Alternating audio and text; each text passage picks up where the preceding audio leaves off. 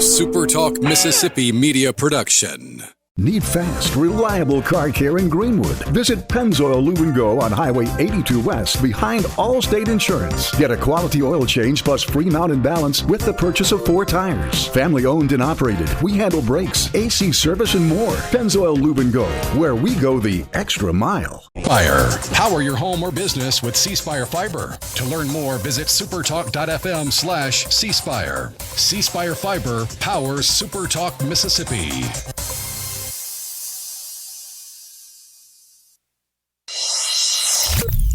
Get ready to go beyond the headlines and join a meaningful conversation with people from around the state. You're listening to MidDays with Gerard Gibert here on SuperTalk Mississippi.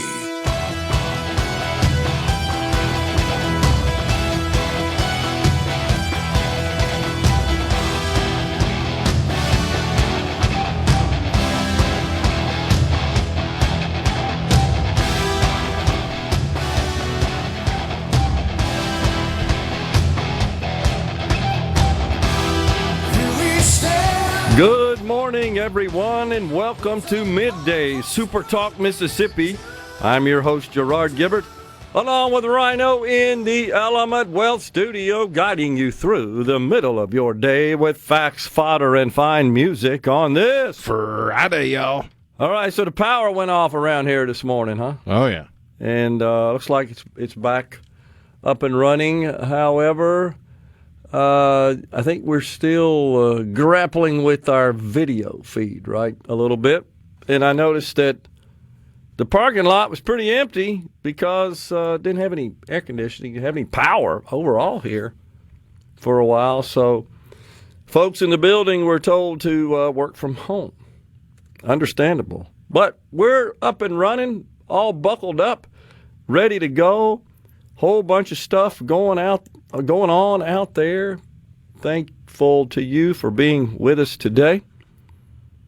You know, yesterday we were talking about this ship at sea, the aircraft carrier, the USS Lincoln. So it looks like there's some kind of conflicting reports on that. You know, I shared what the Navy Times had published, concerns about water and food shortages. This ship, by the way, set sail out of San Diego November of 25, deployed to the Middle East. And it apparently, it was reported that there were food and water shortages, big-time delays in the mail, at least 3 sailors, as reported, sought to jump overboard the ship, attempted that. So now the United States Navy says they're going to deploy the USS George Washington to replace the USS Abraham Lincoln. That's really kind of something, isn't it? You got the Washington is going to replace the Lincoln. Couldn't help but notice that 2 of our arguably greatest presidents, one of those considered the father of our country, the other, of course, presided over the country during its most difficult time, the Civil War.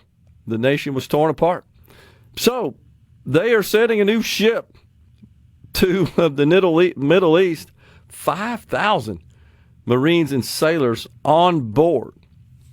Several lawmakers have expressed concerns about lack of food, personal supplies, plumbing backups. I wasn't aware of that one until some, I guess, further information was released. But a U.S. official confirmed yesterday that a person went overboard the Lincoln in early August but was quickly rescued. So there's still some conflicting reports on that. Nonetheless, the Department of War Secretary Secretary Hegseth says that these concerns are, quote, completely misrepresented. That's in discussions with reporters aboard a Navy ship in Panama City, Panama, yesterday. Quote, "We make sure that every ship, every crew, every captain has everything we can provide them at every single moment." He said that the U.S. can maintain its blockade of Iranian ports indefinitely because the U.S. can rotate ships in and out of the theater. So just wanted to kind of give you an update on that from a story we shared yesterday. It looks like the USS George Washington will be setting sail for the Middle East to replace the USS Abraham Lincoln. You know, we got the midterms coming up, and what is just amazing to me, Rhino, is the money situation. That the RNC has got like $140 million. I think that's it, 128. Yeah. The Democrats, $16 million. How do you get a national major party down to a balance of $16 million? Really incredible. So the inner circle within the Republican Party is pivoting a bit on messaging. They say that health care has emerged as one of the strongest messages tested. Republicans held a 46-point advantage when voters were presented with a message calling for, quote, greater transparency around health insurers' profits, claim denials, and wait times, while accusing Democrats of lining insurers' pockets.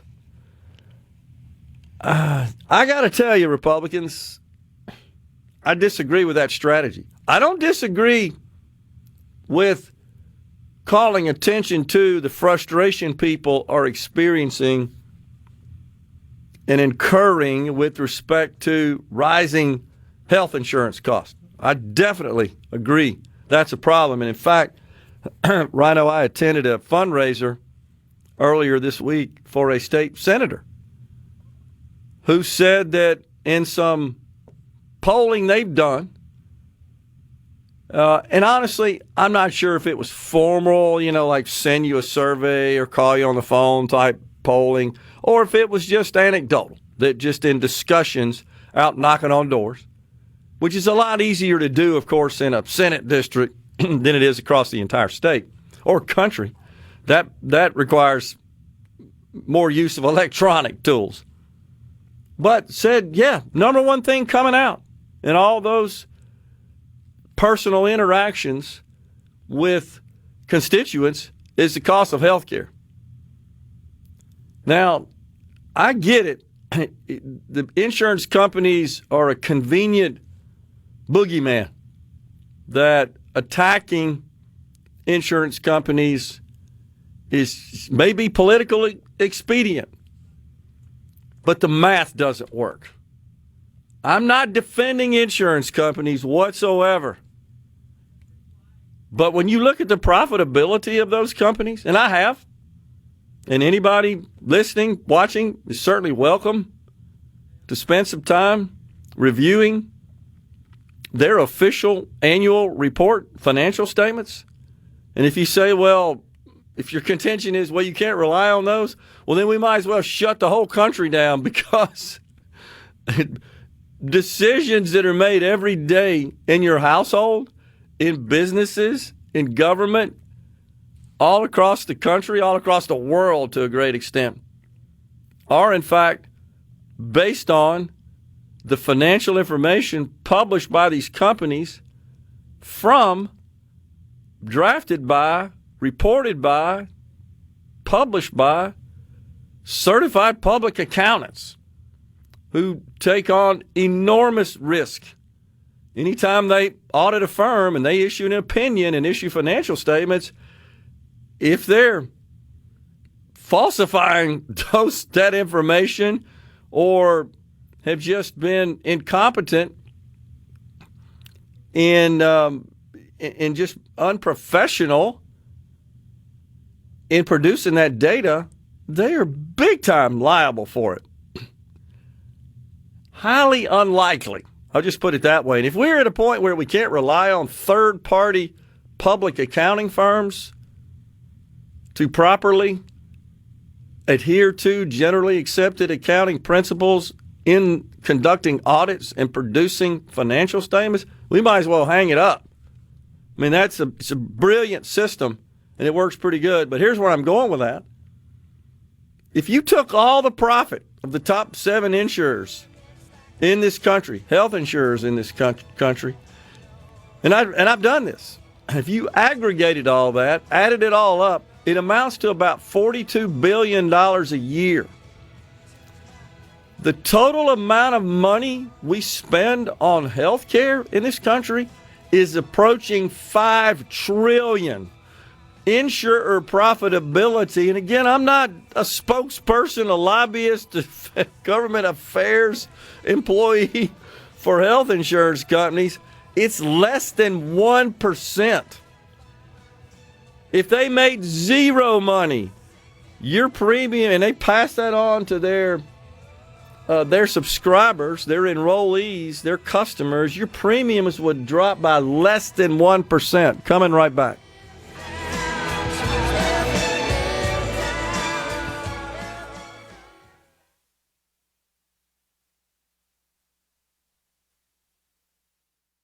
SuperTalk Mississippi. Talk Mississippi. Hey, mama said the way you move gonna make you sweat, gonna make you groove.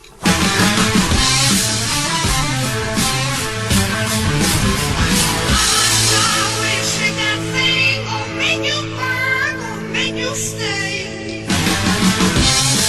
Well, we got to have a little Led Zeppelin on this Friday. Appreciate that, Rhino. We're pleased to welcome now Representative Rob Roberson. He serves, of course, in the Mississippi House of Representatives, represents a District 43 that incorporates portions of Oktibbeha and Winston counties, serves as the chair of the House Education Committee. Representative Roberson, thanks for joining us. Good morning. It's great to be here. Yeah, man. So, first of all, that's still your district, right? Oktibbeha and Winston counties. Want to make sure we got that right. Oktibbeha is the district. Winston was, I think Joey Hood ended up taking the portion that I had. However, let me say, Winston County are still my people, so okay. They need me out there. Okay, well, I apologize for that. I know there's been some redrawing and reshuffling, and we may not be current on that, but that's why I wanted to get you to clarify it for us. But, of course, you serve as the chair of the House Education Committee. Let's start out, Representative Robertson, of just recognizing that we made great strides. We've had lots of success in public education in the state of Mississippi.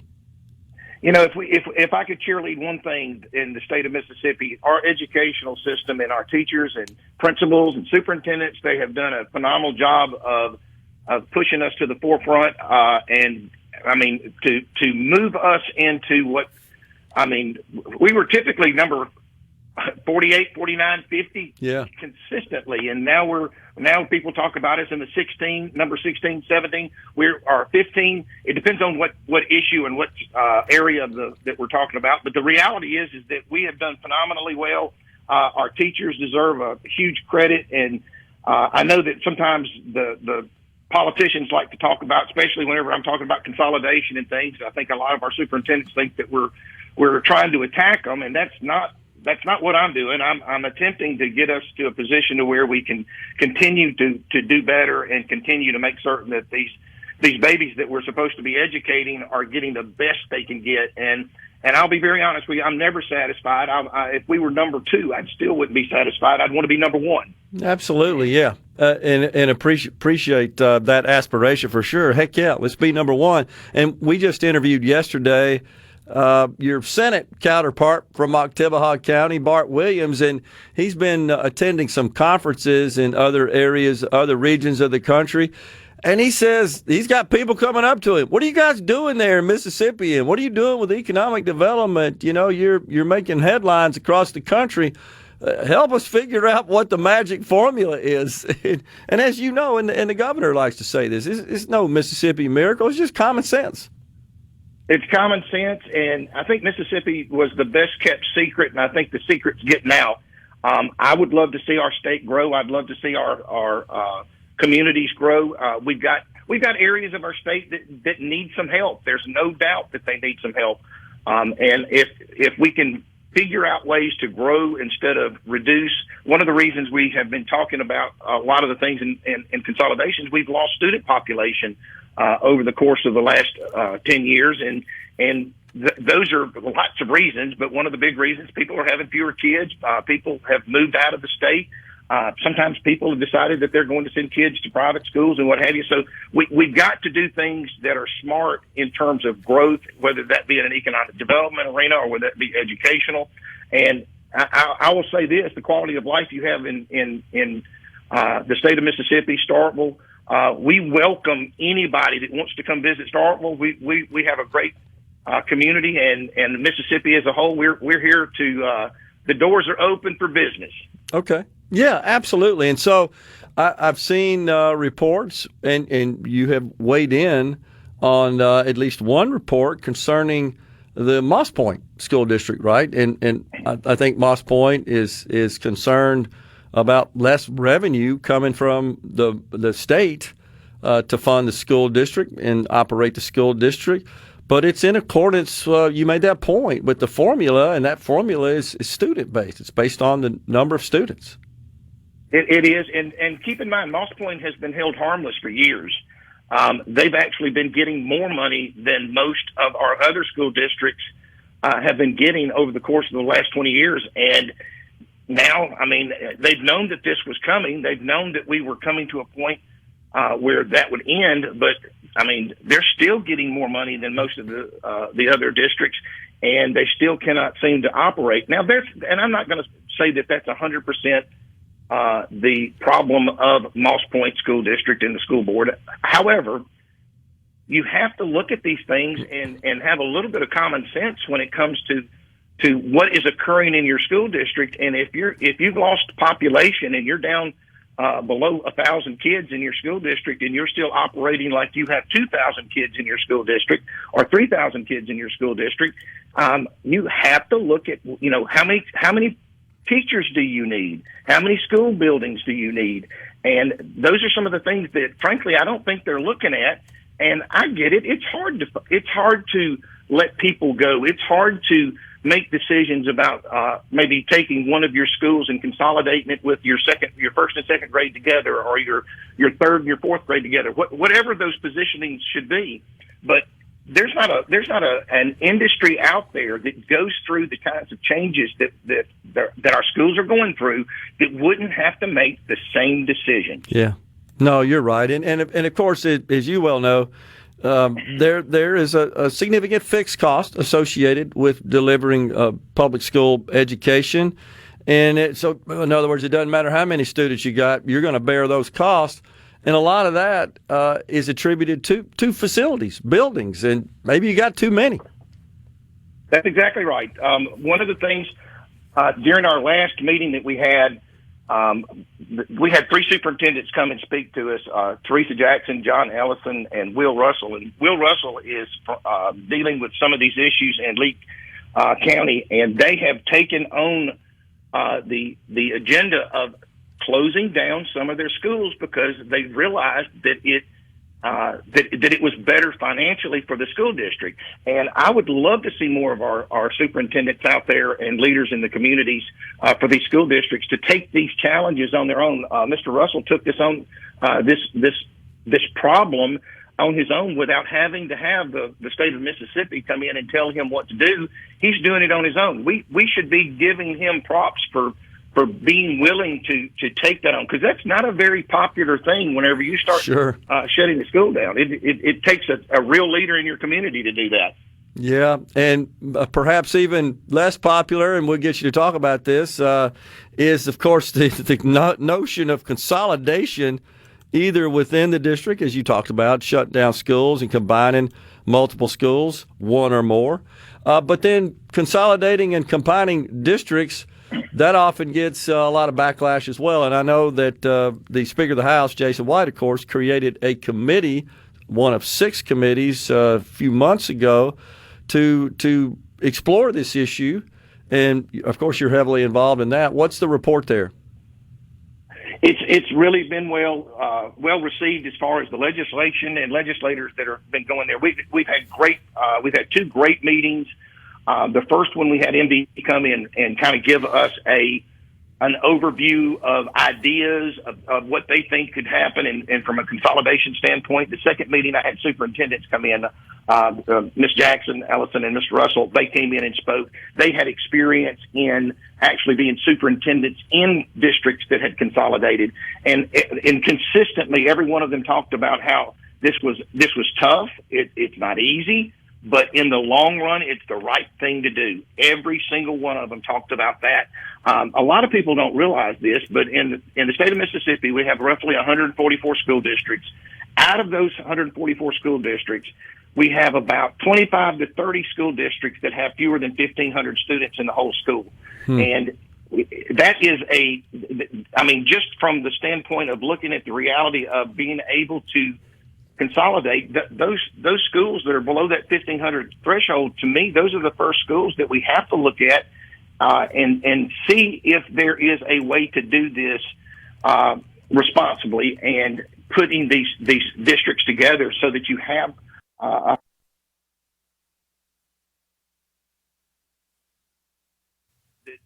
no one on that either of these committees, and I know that Senator Dennis DeBar, the chairman of education on the Senate side, I know he really cares about making certain that quality services are being received by these kids. And the only way we can do that is have the numbers work so that we're able to make sure that services and things that these kids deserve are high enough numbers that we can get that money down to the school and down to the teachers and down to the students that deserve it. Yeah, it's a great point that I think gets overlooked in this discussion, Representative Roberson, and I believe you would agree with this, that there's value in scale, that when you got just more assets, more resources, you can deliver better service, generally speaking, and that applies in the education world. It does, and we've got school districts today that don't have school counselors in them because they don't have enough money and they don't have enough students to cover them to have a school counselor. We have places where they don't have the AP English, or they don't have a physics class. Whenever you have the numbers come together, you're able to have those services and build that up. Now, there is a point where you can have a reduction in the ability for it and the quality when you get to a number.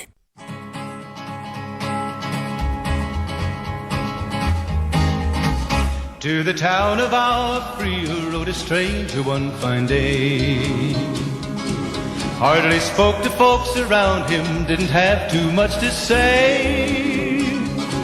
No one dared to ask his business. Welcome back, everyone. It's Middays from the Element Wealth Studio. We are chatting with Representative Rob Roberson, who represents Mississippi's House District 43, serves as the chair of the House Education Committee. So, Representative Roberson, do you expect to present any proposals in the coming legislative 2027 session, say in the House Education Committee, for specific school or district consolidation action?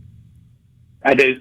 I have every intention of moving forward with possibly a twofold approach where we have maybe a low-hanging fruit areas in which need to be looked at.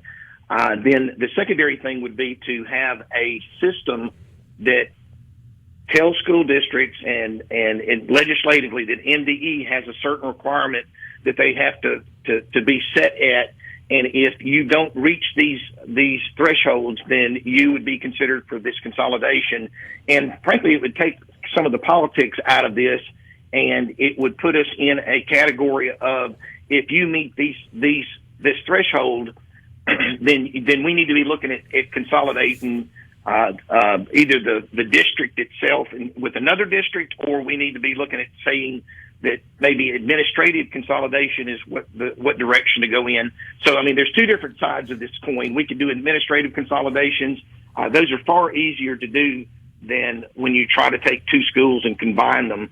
But we do have to do it properly. We have to do it in a way that makes sense, and it actually works. I really have a lot of heartburn taking two districts that are having trouble, that are failing on their own, and then combining them. And then what we've done is create just one big problem instead of trying to find some good leadership that can guide them out of that.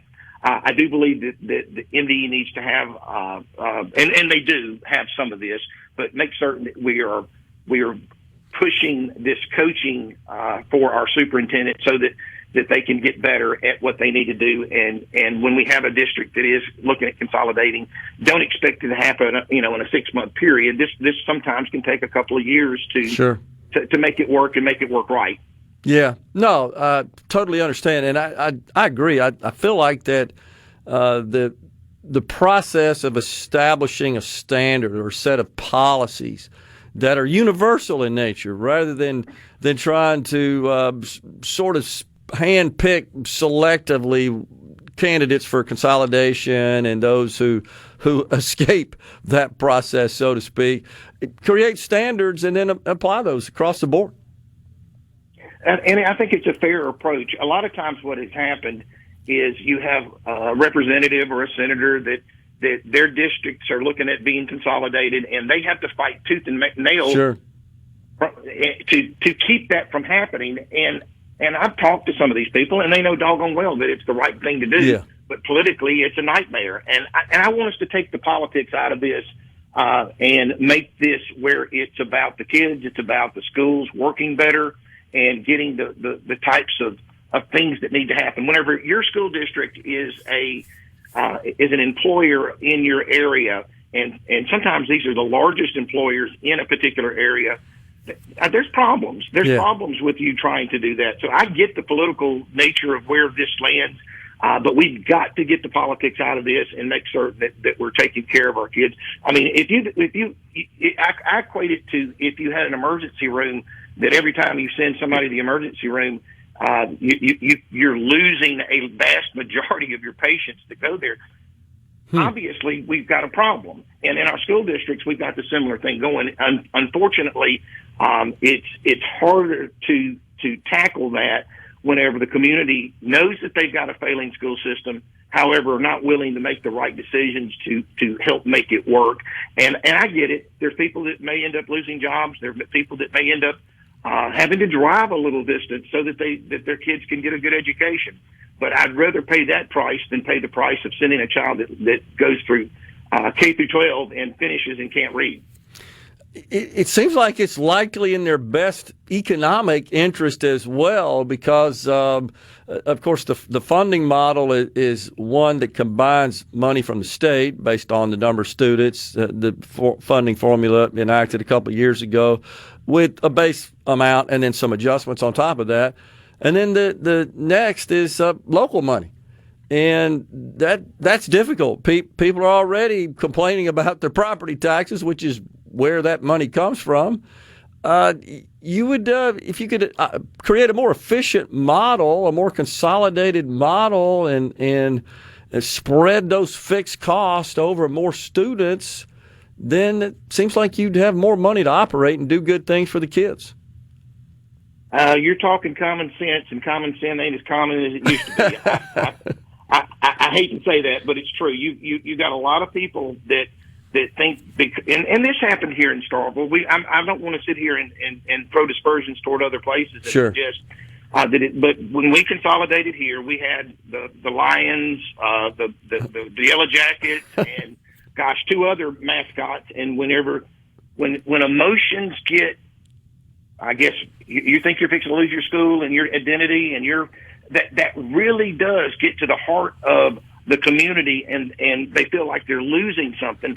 And I understand that, but in the long run, at least for us here in Starkville, and frankly the other places that I've seen consolidated, in the long run, it was the right thing to do. Yeah. And you may have a different mascot, but by golly, you still got the same kids.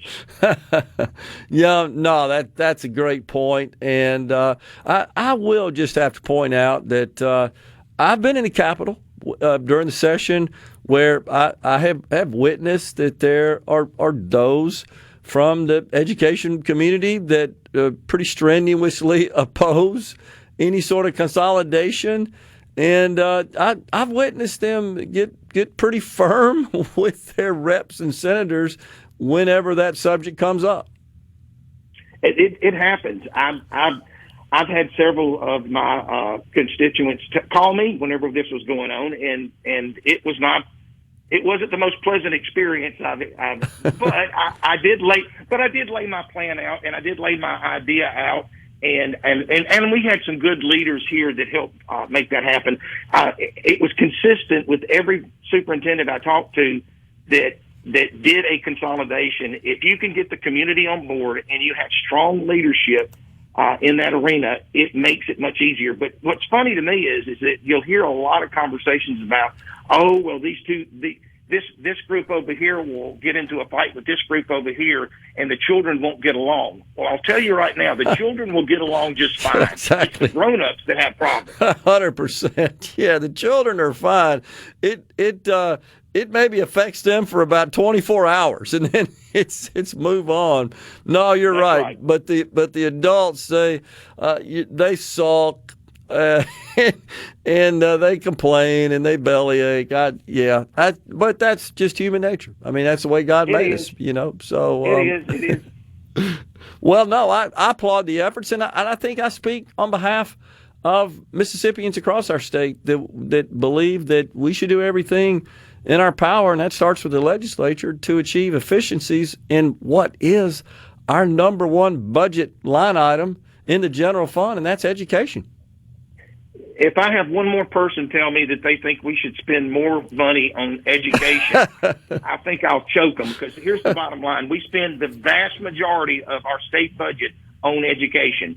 What we need is efficiencies. What we need are for these things to come together, and what we need is to have strong leaders in these communities come to the table and understand what it takes to run a school district. Totally agree. And that goes for, again, the local funding as well. So we all, of course, pay income taxes and sales taxes. That goes to the state. Some of that sales tax gets kicked back to the municipalities.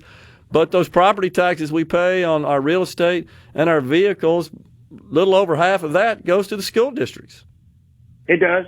I am so blessed here in Starkville that we do support our schools very much, and we've kind of come together after our consolidation. But we're in the process of building a brand new school, and I've got people around here that are concerned that their property taxes are going up. Well, my school district looked at the millage and was able to reduce the millage rate even in the phase of building this new school. That is unheard of. That's right. In this day and age.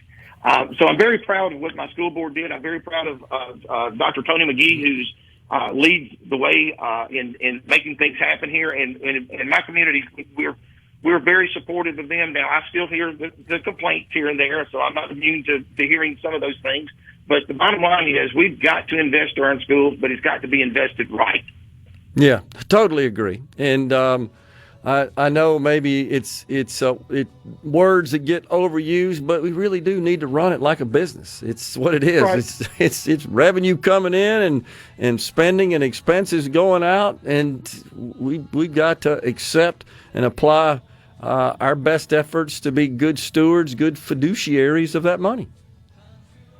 That's all that we can do, and when it's all said and done, if you do the right thing on the front end, the right outcomes usually appear. Totally. So I'm very excited about where we are in our education system. I'm very excited where we're going, and I think in the future we'll see some efficiencies, and I think our kids will be so much better off 10 years from now than they are today. Appreciate you coming on, Representative Rob Roberson. Thanks a lot, Rob. Thanks. Thank you. Appreciate you. You bet. We're coming right back in the Element Wealth studio.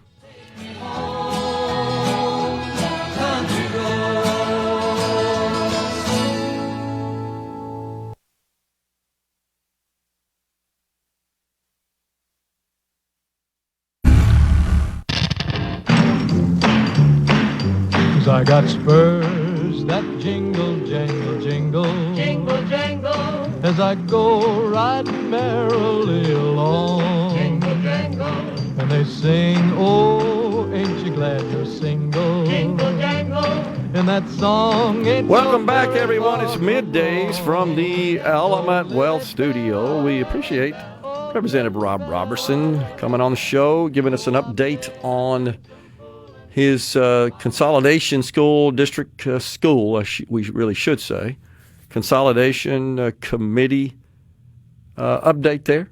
There be a couple of meetings they have had. This one of the 6 committees, Speaker of the House, Jason White, commissioned right at the beginning of the summer, as I recall. And we've talked to members we talked to Senator Bart Williams yesterday.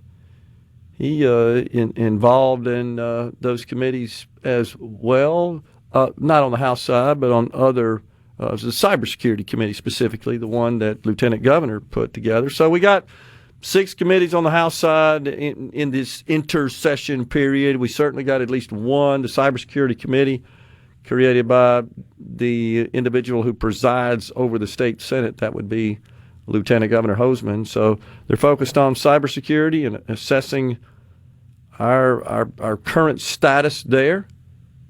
And then over on the House side, studying things like property taxes, redistricting, school district or school consolidation. You got to be careful there, Rhino, because that is the task of that committee to explore not just the possibility of combining districts, total full districts, but combining schools. And that has evolved into an issue because we are experiencing declining enrollment. And when you think about the funding formula being based on the number of students, there's a fixed cost associated with operating a school and a school district. And if you got fewer students, you're getting less money from the state. It's a per student formula.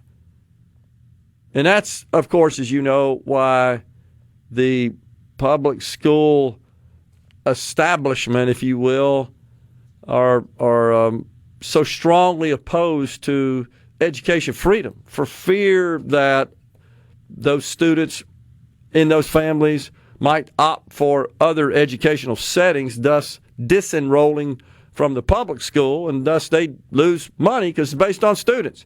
Of course, my position there is, well, you got fewer students to educate, and if that means that perhaps your fixed cost, I get it, you got a fixed cost that is not changing even though you got fewer students, well, maybe you need to rethink about your fixed costs and ways that you can trim those. And that starts with maybe you got too many school buildings.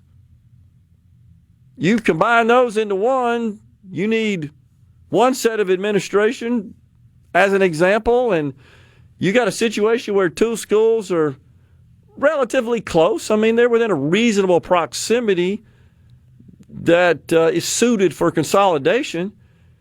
Think about this, Rhino. You could have let's say it's the 5th grade, and you got a certain number of students in the 5th grade in School A and a certain number in School B, but the fact is you could accommodate that total enrollment with the same number of teachers and administrators in classrooms and buildings and all the other assets and resources necessary to deliver a public education. It's what we do in business all the time. There's nothing earth-shaking here that we're talking about, but unfortunately, the public sector is often shielded from having to deal with those kinds of thorny issues, if you will. You can't do that in the private sector. You go bankrupt if you don't address it. That's just a fact. So I applaud the House's efforts, and I'm certainly pleased that Representative Rob Roberson is overseeing this. There's no doubt he wants the best outcomes in education for the state, but he also wants to protect the taxpayers. We can do both. We can absolutely do both. And that's what he's working on. So, and I was surprised to hear Rhino, he said, yeah, we're going to make some recommendations, have those in hand when we start the session in 27. Good deal.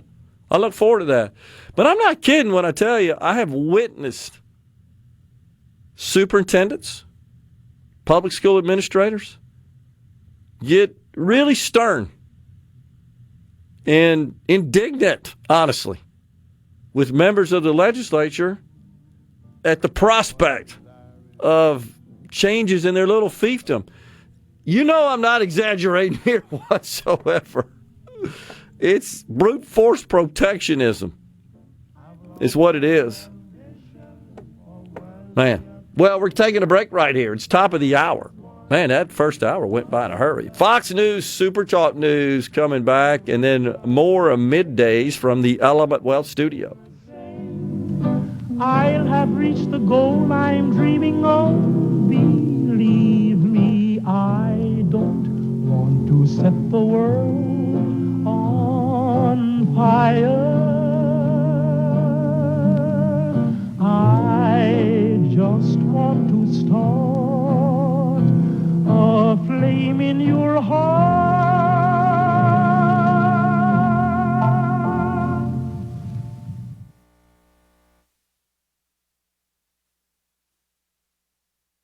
MSBusinessJournal.com, Scott Coopwood, publisher and president. And now, another hour of the talk that keeps Mississippi talking. Middays with Gerard Gibert. Begin your transition now. Now on Super Talk Mississippi.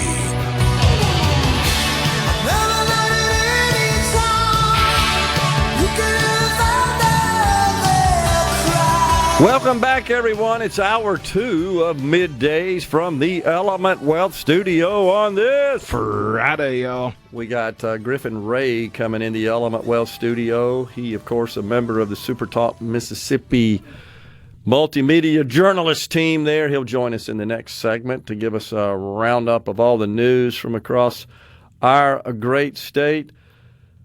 So just wanted to continue before we brought on Representative Roberson, and appreciate, of course, like I said, him coming. I was just talking about what is top of mind to voters in the upcoming midterms is this cost of health insurance. Keeps going up.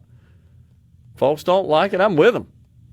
And something else to keep in mind is that there are some subsidies in the Medicare Part D program, that the prescription drug insurance component of Medicare that is premium-based, unlike Part A, which, of course, is free, and then there is a premium associated with Part B. Part A, hospitalization, typically is how it is termed. Part B, that would be more typical outpatient primary care, little premium there. And then Part D, the prescription drug program. Part C would be Medicare Advantage. That's when you would enroll with a private company for health insurance under Medicare, plus the insurance that kind of covers the gaps in the holes in traditional Medicare, and you pay a premium to them, and that includes the Medicare. Very, very popular. That's Part C.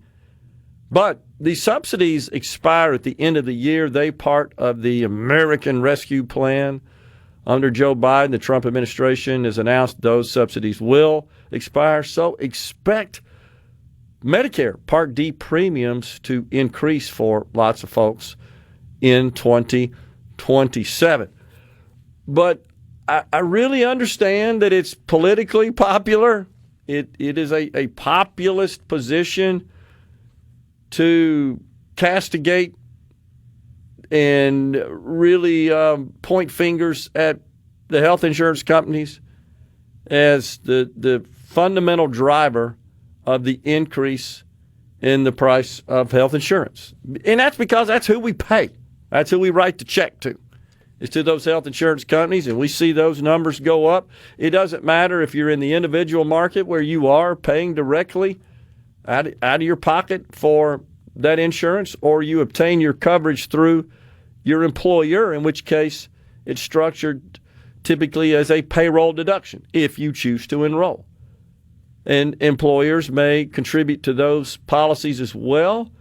And no two employers, generally speaking, are alike. They have different reimbursement policies around that. I've seen them anywhere, Rhino, from 50% generally at the floor. In other words, your employer covers half. But usually it's the employee only. That's the most typical scenario where the employer covers some portion or all of the employee's share of the coverage. If you have your spouse on the policy and or your children, most of the time you're responsible for those additional premiums. Not always, but that's the typical case that you see among employers. And so it comes in the form of a payroll deduction. And you know the drill, that happens on an annual basis. Usually you get notified as an employee, hey, your insurance is going up. You want to stay in, yes or no? You got to go enroll. You know that whole process. That's the way it works. But the truth is, the insurance companies, I get it. You don't like them because that's where your money's going, and you believe that you're being ripped off. They really don't make that much money. In fact, United Healthcare, I'll give you the numbers. I'm looking at the financial statements right now. United Healthcare, the nation's largest health care insurance company, generated revenue of $344 billion last year. Their net income, $12 billion. That's 2.7%. That's Kroger grocery store margins. In fact, I think, Rhino, last time I checked, Kroger's net income margin is higher than United Healthcare's. And everybody knows that grocery store margins are notoriously low. And again, I'm not defending United Healthcare here. I'm just passing on the numbers. So if you're a subscriber to United Healthcare and they made zero profit, your premiums would go down 2.7%. Of course, if they made zero profit, there would be no United Healthcare. The main point I'm trying to make here, Rhino, is that we got to take a holistic approach to this cost of healthcare problem. It ain't just the health insurance companies. There are many, many, many, many, many more components and drivers. And one of those, you have to be honest about this, Rhino, it's the people cost. Doctors, nurses, expensive. Keep rising. Why? Because they'll basically say, well, I ain't doing this for less money. Then we don't have any doctors and nurses. And I'm not exaggerating here whatsoever. There's no doubt that COVID significantly disrupted that model. I remember talking to friends that run these big hospitals, sharing with me what they were having to pay to keep nurses. Remember the traveling nurses that could make generational income by just agreeing to go travel for a year? Quadruple their pay working at a local hospital. Could deal with the hassles and the stress of traveling to make that kind of money, thinking about how that could help their families. I get it. That's capitalism. So I got a buddy that worked for 4 months and made more in 4 months than he made in 2 years. And so, exactly. And so now we're past that, but the pay really didn't reverse back to what it was before then. And that's one of the major drivers of premiums. And it's not like... think about it. If you're struggling to find enough people to fill shifts, you're going to struggle harder if you have to lower the compensation. Oh, yeah. It's plain old supply and demand dynamics at work there. So, and I got to tell you, it's not like the hospitals are making out like bandits either.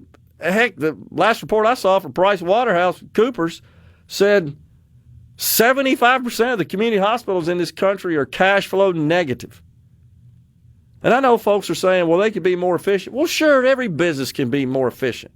But they're not losing money on purpose. They're not saying, yeah, we're just going to be less efficient so we can lose money. Well, that's not in anybody's best interest, and they know that. I'm only making the point that we're short-sighted if we don't consider all of the cost inputs here. And here's another facet on the C Spire text line from the 662. I'm on Medicare. Can't tell you how many people I know that go for anything and everything. They're the ones running up these costs. Not even stuff they can do anything about. Just stay out of the doctor's offices and get old at home. Well, that's a good point. I was about to exactly say that, Rhino, is that one of the main drivers of the increase in health care is because we keep using more of it unnecessarily. I think that's what the texter's saying here, right?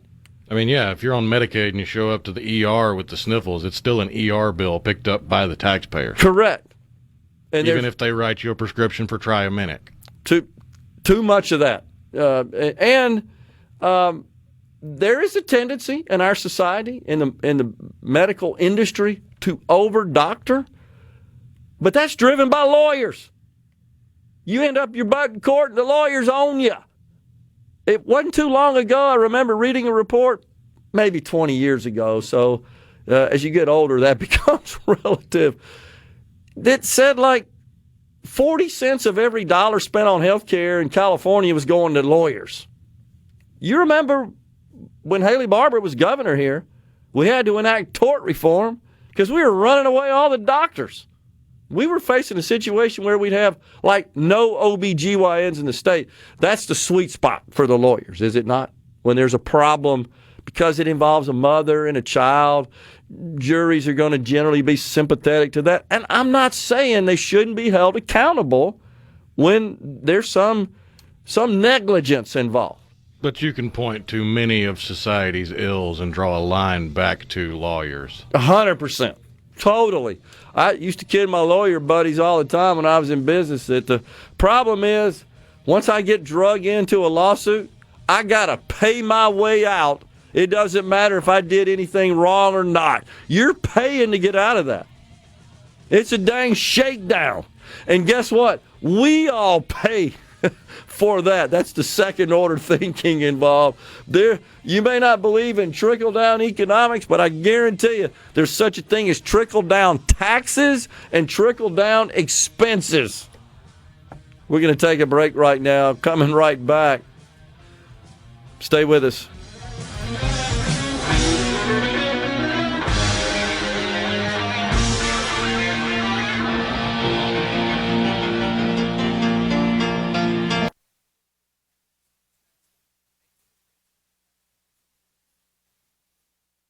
Talk Mississippi.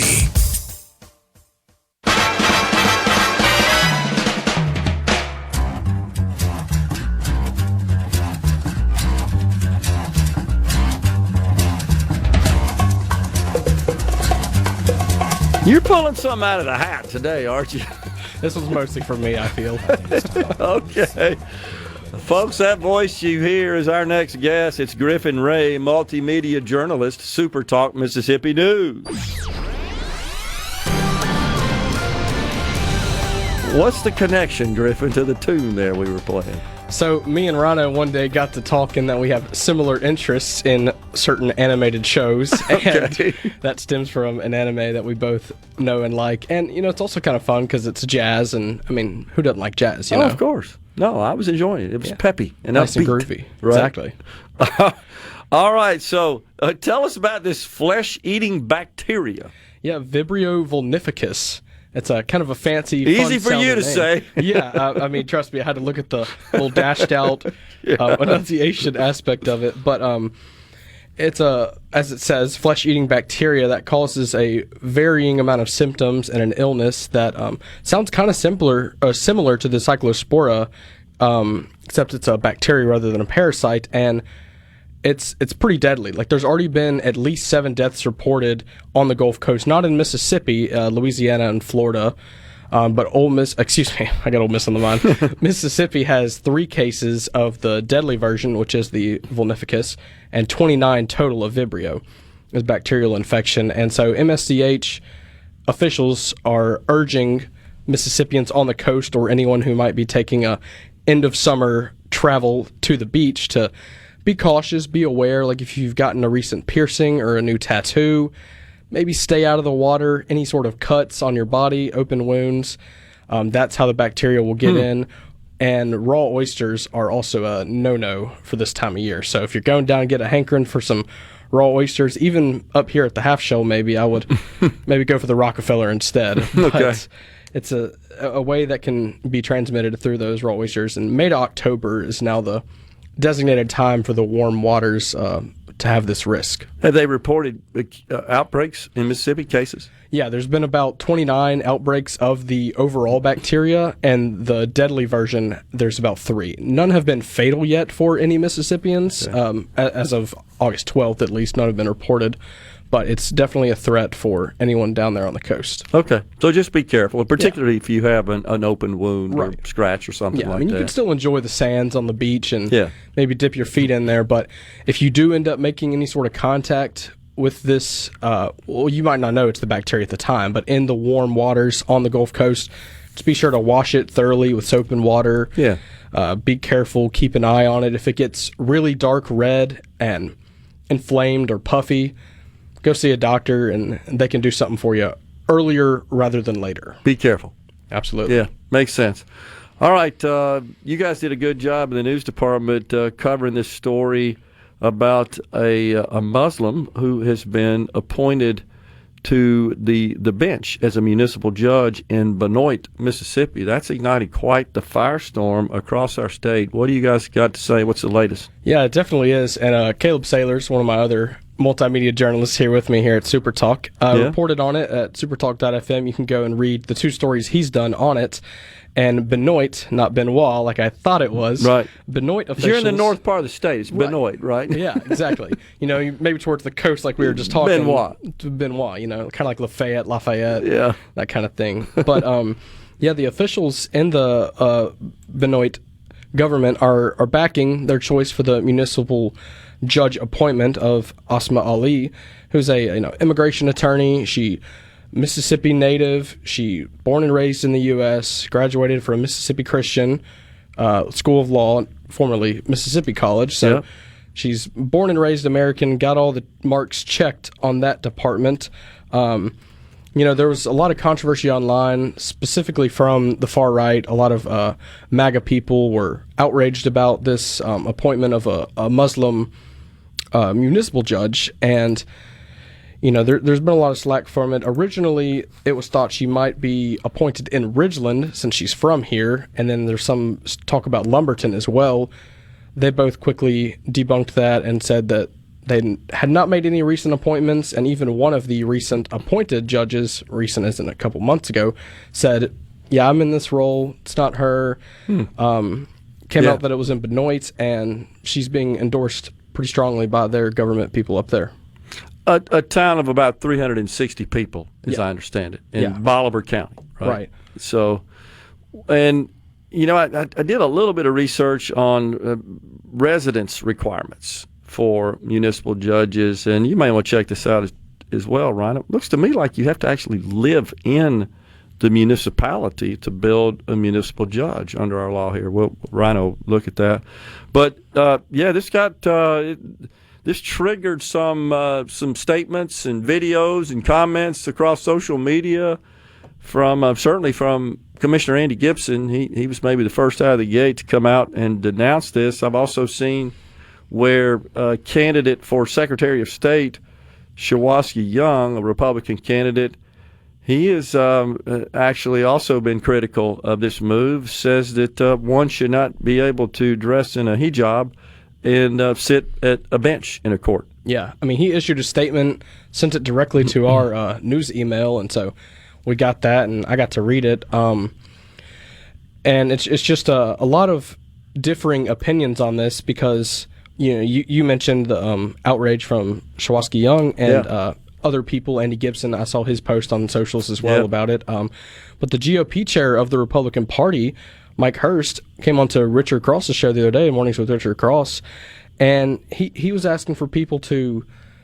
not judge her based on how she looks or what her religion is, but how she operates on the bench. Like, give her some time to see how she can perform in this small town, and at the end of the day, it's the city of Benoit's choice to appoint her, and then if they so choose, to remove her if she doesn't perform or not. Yeah. So he asked a peaceful way on Richard's show to kind of see how she does rather than just assume the worst. Yeah. Well, she is sworn to uphold the Constitution of the United States, of the state of Mississippi. And if in some way she violates that oath, then, yeah, she should be removed. Yeah, and she's in good standing with the bar right now, the Mississippi bar. Graduated, no problems there. Citizen of Mississippi and in the U.S. So she has all the boxes checked. It's just how is she going to perform rather than who she is. And as for having to be a citizen of the city or a elector. Okay. In Mississippi, if a municipality has a population under 20,000, then state law and attorney general opinions do not require a municipal court judge to live inside the municipality where they serve. Gotcha. If the municipality has a population of 20,000 or more, then judges must be a qualified voter. Okay. That little nuance there, and you could see the logic behind that. Hey, we can't find anybody in a small town like this that's qualified, right? So, okay. Well, let's talk about football season coming up. What do you guys think about win-losses for Ole Miss and Mississippi State, the two schools in our state that are members of the Southeastern Conference? So, I mean, you ask anybody in this office, in our newsroom specifically, they'll give you some pretty strong opinions on how State's going to do, how Ole Miss is going to do one way or the other. So we could talk about that aspect of it all day. Yeah. And that's not necessarily as article-worthy as what the news team decided to kind of experiment with based on I believe it was a USA Today article with NFL teams. They asked AI to predict the records for the NFL teams. So we took it upon ourselves to try that out with Ole Miss and Mississippi State. And you're a big AI guy, Gerard, so you might appreciate this. But Ole Miss, they have us at 9-3. Potential for a 9-2. ChatGPT was the chatbot that we asked for this, and they predicted losses to Texas, Georgia, and Oklahoma. I think the one nod they may have given us was to Texas. They think we maybe could have edged it out in Austin, which I find like a pretty hard to believe thing. But how awesome would that be? And Mississippi State got a pretty positive look from ChatGPT on the prompts that we asked them to answer, and gave them a 6-6 record, which is a big improvement in year 3 of Jeff Lebby's campaign as the Bulldogs frontman.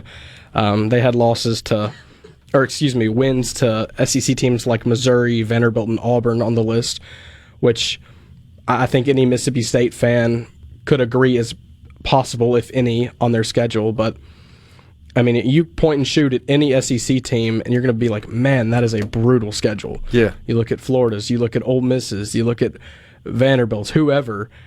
You can have an argument that they have one of the hardest because that's just how good each SEC team is. And they're talking about changing the schedule around so that you'd play more SEC games, right? Yeah. You got the 9 per year, and who knows how many we'll have a decade from now. Man. Tough road to hoe, as they say, right? Absolutely. All right, appreciate you coming in. Griffin Ray, Multimedia Journalist, SuperTalk Mississippi News. Good job, Griffin. Thanks, man. Thanks, man. Enjoyed being here. We're coming right back in the Element Well studio. Stay with us.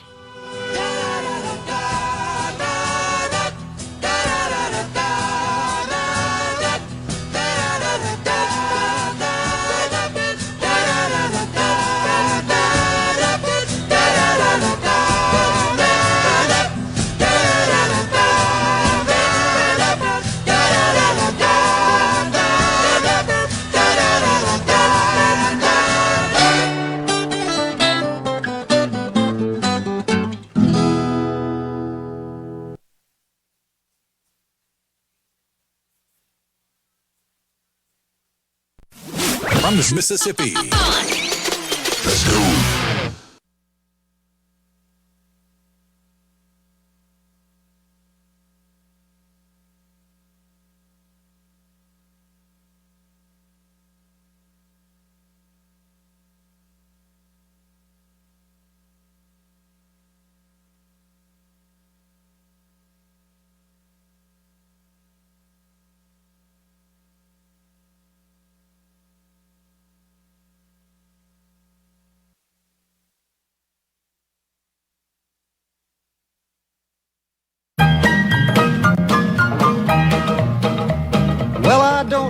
but I've been told uranium ore's worth more than gold. I sold my cad, I bought me a Jeep. I got that bug and I can't sleep. Uranium fever has gone and got me down. Uranium fever is spreading all around. With a Geiger counter in my hand, I'm going out to stake me some government land. uranium fever has gone and got me down. Uranium talk to the AEC and they brought out some maps that looked good to me, and one showed me a spot he said he knowed, so I straddled my Jeep. Would you please explain to the folks what this is all about, this musical selection we got going on today? Well, I mean, we always have the all-hit request line always open. That's right. And Ben from Madison got in early today with the theme of Fallout Friday, which, if you're unfamiliar with the Fallout universe, it's video games and a TV show and comics and all that, but in simplest terms, it's a world where the Vietnam War didn't happen. We mastered nuclear technology, and people love 50s music. There you go. So in the universe, there's tons of 50s music, and there's a surprising amount of music from that era involving atomic energy and radiation and nukes and fallout and all that fun stuff. We were fascinated with it, weren't we? Oh, yeah. What was the name of that one? That one was Uranium Fever by Elton Britt. Uranium Fever. I think that the Iranian regime is afflicted with that particular sickness, uranium fever. Oh, my gosh. Oh, well, I got to share a little cultural news today. Every day I think we're getting better with respect to this jamming radical gender ideology down the throats of young Americans. Not so fast in the Mount Anthony Middle School in Vermont. So I'm looking at a photo here, and this is in the foyer, which is two-story. It's open all the way up to the second floor. A common design. Certainly in commercial spaces. But you walk in the front entrance of the school, and the first thing you see are what look like, I'd say, 3x8 or so rectangular flags hanging there in the foyer up from the second floor, by the way, hanging down. So make sure that you can't miss them. I don't even know what the hell all these flags mean. I recognize the blue and the pink striped flag. Isn't that the transgender flag? Yeah. Okay. Well, what's one that's got, I may have to send this to you so you can decode it for us. What's the one that's got like royal blue stripe at the top, a purple lavender stripe in the middle, kind of a bright pink at the bottom? What the heck's that? It's blue and pink. Blue, purple, and pink. That's bisexual. Oh, okay. What about yellow stripes? Yellow, white, purple, and black. What the heck is that? That's non-binary. They got to have their own flag? Oh, yeah. You got to conform to non-conformity. Okay. And then... what did you tell me? I'm sorry. There's so many of them, I can't remember. The one prior to that was blue, purple, and pink. Bisexual. Non-binary, bisexual, all starts to run together. There's another one that's just like that bisexual flag, except I shouldn't say it's just like it. It's that same shade of blue, maybe a little lighter, and then yellow in the center of stripe, and then the pink at the bottom. That's pansexual. Oh, my gosh. Okay, I got two more for you. There's 6. And this is, these colors are drawn kind of in a wave. Purple, like a dark purple, white, and black. You have that one? I think that one is asexual. I need a legend is what I need for this. And then, now I have seen this one a lot. It's got, on the left, you've got like a greater than sign composed of stripes, black, blue, pink, and white. And then you got stripes that are adjacent to it that are horizontal in nature: purple, yellow, green, blue, purple, black. It looks like something like that. I've seen. That's the latest iteration of the all-encompassing rainbow flag. Okay, well, thus all the colors, right? Yeah, because you have all the colors of the original rainbow flag for the LGB community, and then when you bring the LGBT community in with the trannies, that's where the triangle comes from with the tranny colors of the baby blue and the pink and the white. And then to be all-inclusive, you also have to have a brown and a black stripe for the brown and black people. I see it now. I see the brown and the black. Oh, my gosh. So can we go through them again? I'm going to describe to the folks how they are arranged on this second level wall that you can see from the first floor in the foyer. You got the transgender flag first, and then the one you just described, the all-inclusive flag next. The yellow, white on the purple, black. What'd you tell me that was? Non-binary? Yeah. Okay. Hey, I'm remembering. And then below that, back to the left, underneath the transgender flag, the one that had pink, yellow, blue, yellow, and pink. In that order, horizontal. That's pansexual. Please help me understand what a pansexual is. I can't even keep up with it. It's a way to espouse your sexuality and be super important without joining any of the other clubs. You're just attracted to people regardless of their gender identity. Okay, and then the one with the wavy colors, the purple, white, black. What'd you tell me that one? That's asexual. Okay. And then purple, pink. No, blue, purple, pink. That's the final one. You told me that was bisexual. Okay, those are the 6. Now, this is in a middle school. I mean, I figure that I'm a reasonably intelligent adult in my 60s. I don't know what the hell all this is, but we're going to cram this down the throats of a middle school? You people are sick. You're disgusting. You don't deserve to be around children. Unbelievable. Imagine it's the first day of school. And there's a lot of excitement and anxiety around that. And a lot of times the parents will accompany their child into the first day of school. And you walk in, and that's the first dang thing that hits you, is these giant flags in your face. What is this all about? Indoctrination. If your sexuality precludes you from reproduction, then you have to continue your sexuality and your ideology through another generation through other means. You're sick, man. You know, am I overthinking this when I say this? You're not comfortable with it. Thus, you've got to shove it on everybody else. It's like your way of confirming your lunacy.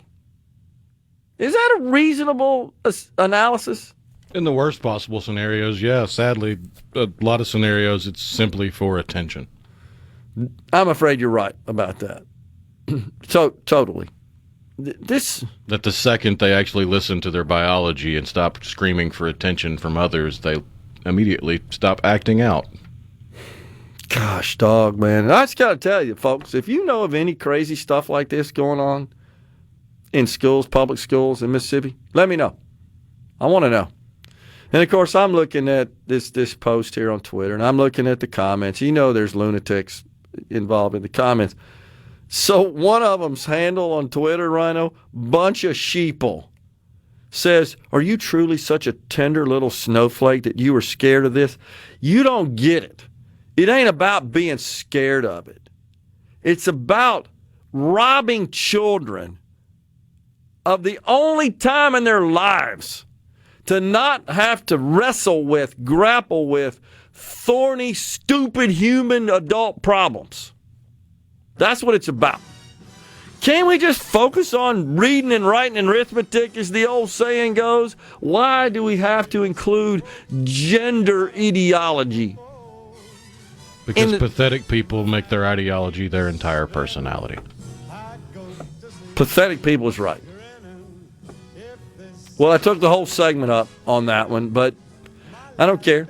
I think it illustrates that even though we may think we're sort of past all this, mainly because the president came in and said, we're going to define what a man and a woman is, which is insane that we have to do that. But there's still nuts out there, and they're mad at those of us who disagree with them, and that's fine. Get mad all you want. Your performance, your behavior in front of children is reprehensible. Coming right back.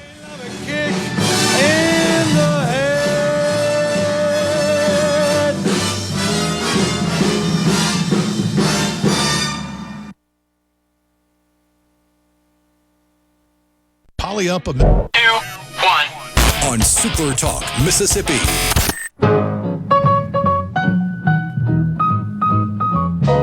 Crawl out through the fallout, baby, when they drop that bomb. Crawl out through the fallout with the greatest of aplomb. When your white count's getting higher, hurry, don't delay. I'll hold you close and kiss those radiation burns away. Crawl out through the fallout, baby, to my loving arms, through the rain of strontium 90. Think about your hero when you're at ground zero, and crawl out through the fallout back to me. That's awesome. Crawl out through the fallout, baby. You know what I mean. Crawl out to the fallout. 'Cause they said this bomb was clean.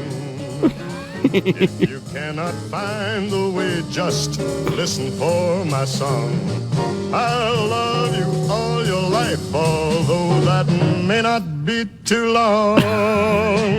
Crawl out through the fallout, baby. What's the year that was released? 1960. ICBMs. How many songs have ICBMs? Oh, man. Baby, kick the wall out and crawl out through the fallout back to me. That's so good. 'Cause you'll be the only girl in the world. Oh, gosh, that's just awesome. That's so awesome. Yeah, that's Sheldon Allman from the album Folk Songs for the 21st Century. Released really December good. 13th, 1960. That's just incredible. Of course, I wasn't too old then, but I got to tell you, I don't remember that stuff. Man, oh man.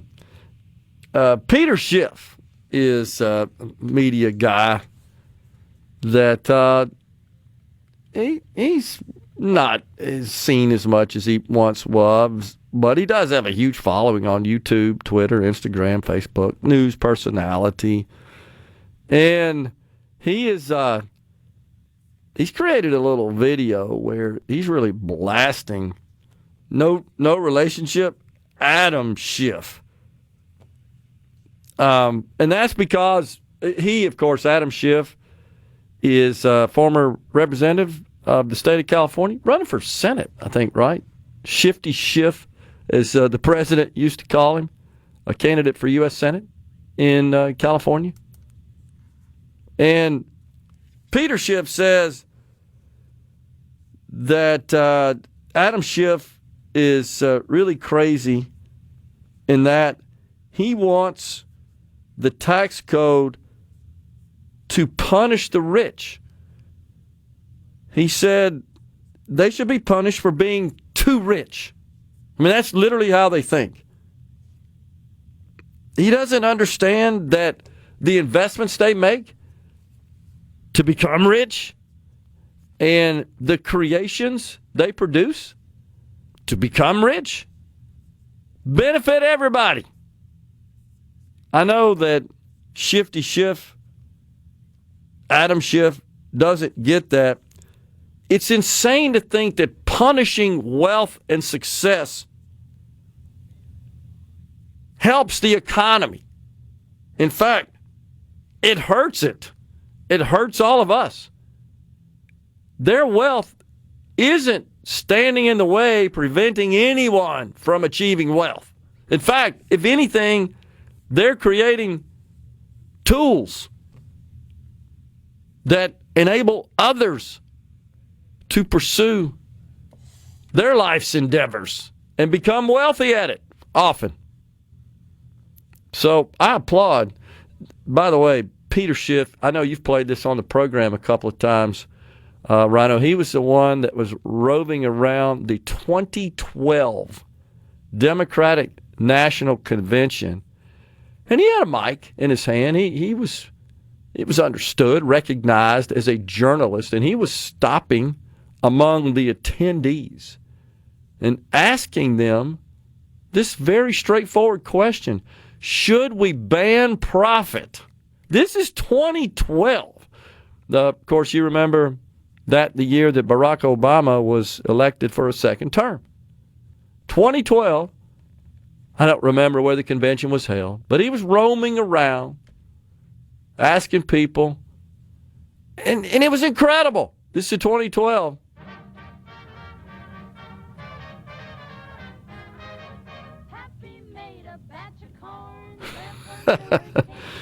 And in 2012, the people were saying, yes, I could get on board with that.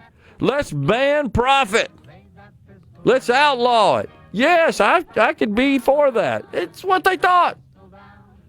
That stupidity has snowballed since then, sadly. Fox News SuperTalk News coming up next. It's top of the hour. Another hour of middays remains. Oh, lay that pistol down, babe. Lay that pistol down. Pistol packing mama. Lay that pistol down. Oh, pistol packing mama. Lay that pistol down.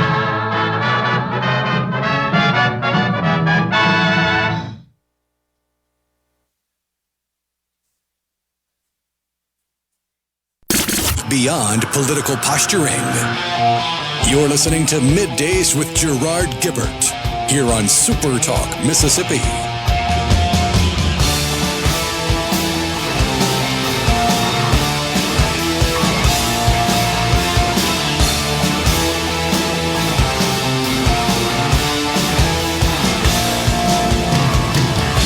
Welcome back, everyone. It's Middays from the Element Wealth Studio. Hour 3, the afternoon portion, is now live on this Friday, y'all. I got distracted, sorry. I know. Well, we're still trying to recover from the power outage experienced here at the studio building this morning. But we're all good to go. So, yeah, I was actually wrong. Adam Schiff is a United States Senator. I couldn't remember. I know that, let's see, he ran in a special election to replace Senator Dianne Feinstein. I get that right?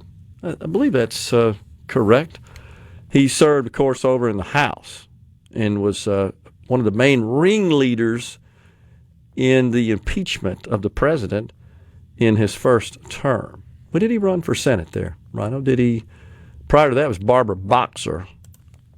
I'm showing he ran for Senate 2024. Yeah, wasn't that was that a special election to replace Dianne Feinstein?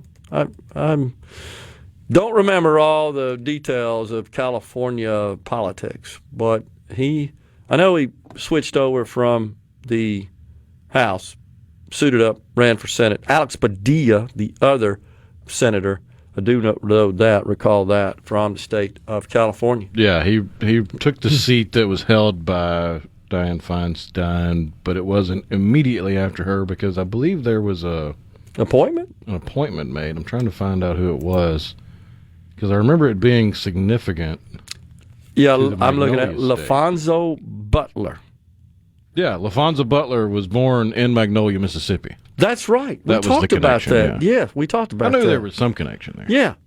And that was due to the death of Dianne Feinstein, the senator from California. In 2023, Governor Gavin Newsom appointed her. She served through December 2024, and then Adam Schiff won the November 2024 election to take the seat over. But back to why we even brought him up is Peter Schiff, not to be confused with Adam Schiff. There's no relation. Is a journalist, a more conservative-leaning journalist, and he just noted that Adam's run around talking about raising taxes. And it is true that many of those people see the tax code as a tool to simply punish the wealthy because they get some sort of twisted political gain from that. It's not like that their money, getting more money out of them, makes any difference whatsoever.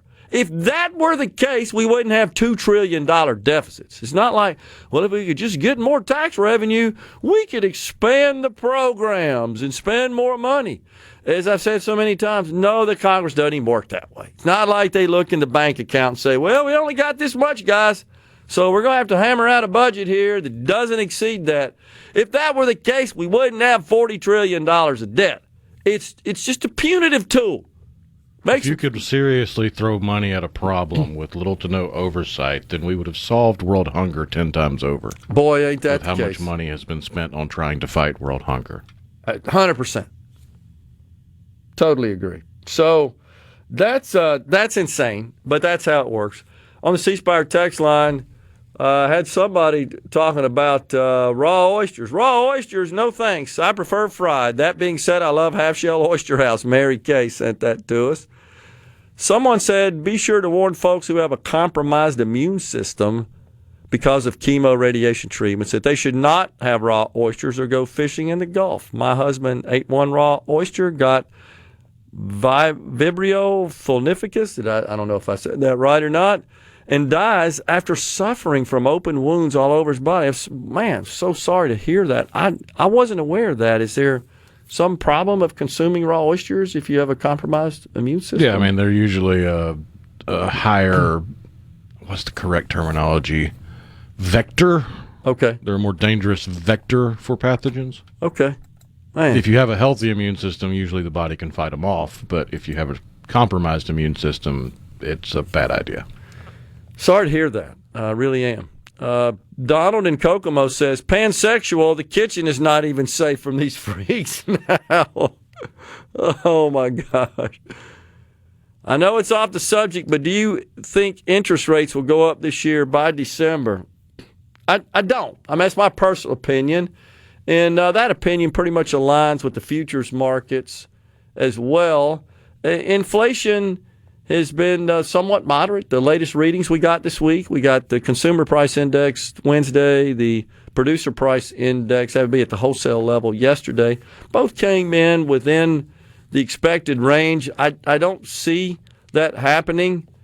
However, I got to share this, though, Rhino. For the first time ever, our spending year to date, at this point in the year, fiscal year, 10 months into it, we got 2 months remaining in the federal government's fiscal year, ends September 30th. So we're in month 9. We have the latest Treasury report from month 10. Looks like we've spent more on servicing our debt than on national defense. The Department of War logs in at about $804 billion of spending year to date, whereas interest on the debt, $1.17 trillion. Whew. Now, what really got my attention, however, is that the bond yields on the 30-year, Treasury bond, highest since 2001. What is that? 5.2% on a 30-year. Why is that important? It just means that bond traders, bond buyers in particular, investors, they're not convinced this inflation thing has been licked, and they are demanding a higher interest rate to park their money for 30 years. I hope that kind of makes sense to you that, okay, well, I don't really know what the economy is going to be like for the next 30 years, but I'm feeling like this inflation stuff's going to be around. I'm speaking from the perspective of a bond trader, a bond investor.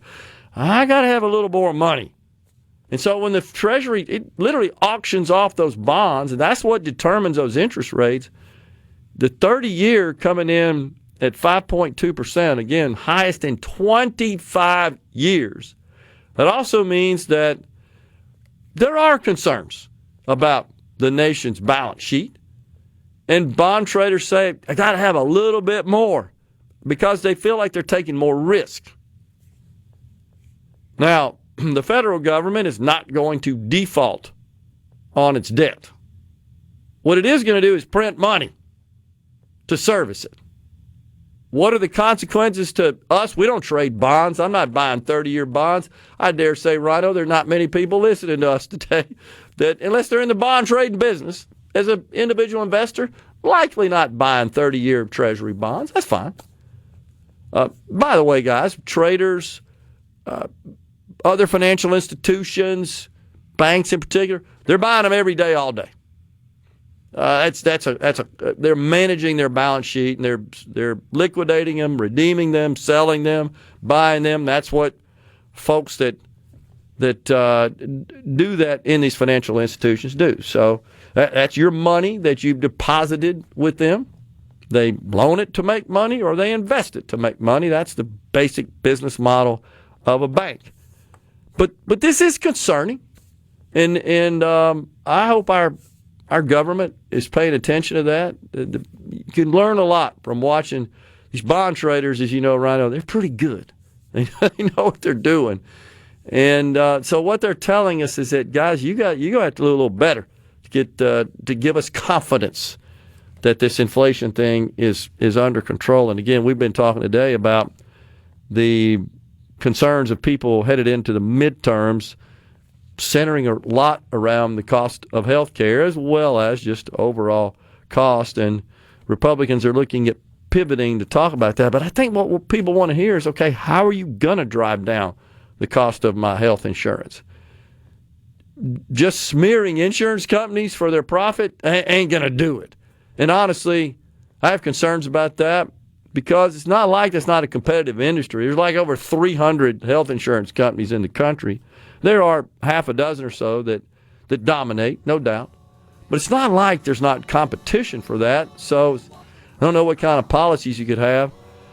It is absolutely true, as you pointed out, Rhino, that we all pay for a lot of stuff we don't want, and that's driven up. But there's some things people like that need to be considered that drove up the price of insurance as well. And those things that people like were implemented as part of Obamacare, and that's no lifetime limits, no annual caps on the amount they'll pay out, a cap on out-of-pocket expenses.